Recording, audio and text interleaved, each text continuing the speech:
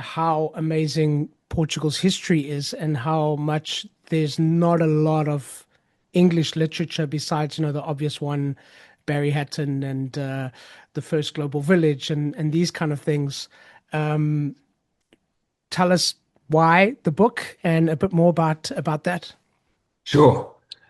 Yes, I mean you're absolutely right that there's such a I mean there must be thousands of books written about Paris in any one, hundreds a year I'd imagine. And yet there are none written about Portugal. There's obviously the Barry Hatton's books, which are perfectly fine.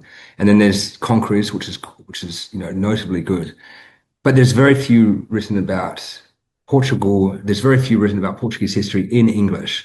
Yeah. In researching for my book, I noticed there are many books written about Portugal in Portuguese, but none in Of English. course. And it's crazy because, my book it's a travelogue, but it focuses on the history of the country. And the history of this country it's long, it's sensational, it's tragic, it's glorious, and it's a real history waiting to be told. It's such an obvious history to be told, and such an enjoyable history to be told. And there isn't anything on offer. It's crazy.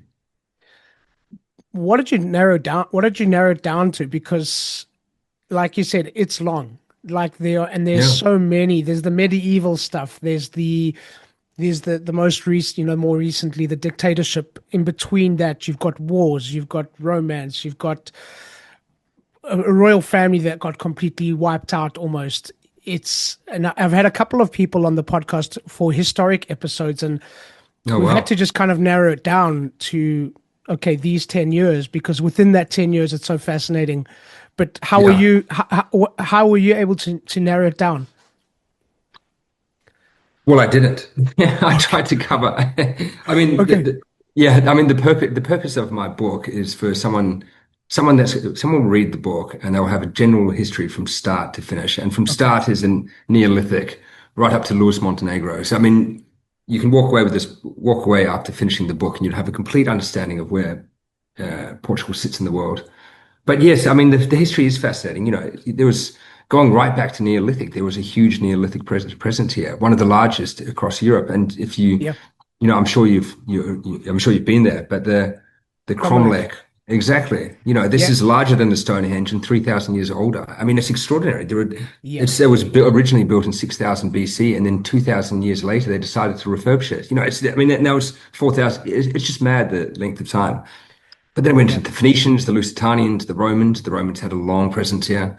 Then Yeah. obviously the North African Moors, um, obviously the Visigoths too, and then of course the Christians. And then a lot of that would be true of a lot of Europe.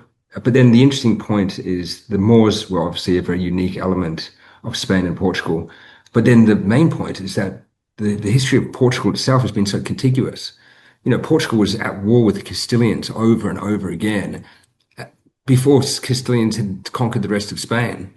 So the Portuguese history, Spanish history sort of kicks off around a unified Spain is 500 years old. A unified Portugal is almost 1,000 years old.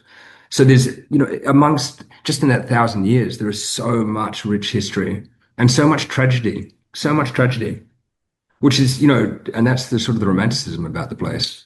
There's so much tragedy and so much glory, and there's so much that happens in such a small country. This is objectively a small country. It objectively has a tiny population, and yet it fired the starting gun for the age of exploration for Europe.